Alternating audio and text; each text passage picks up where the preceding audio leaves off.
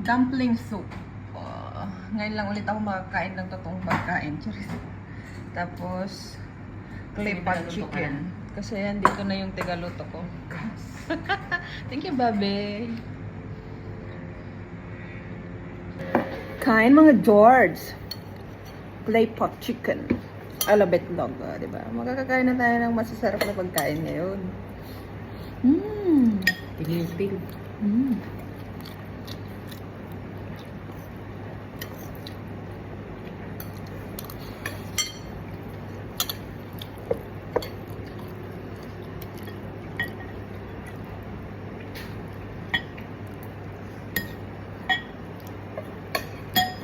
Sabaw.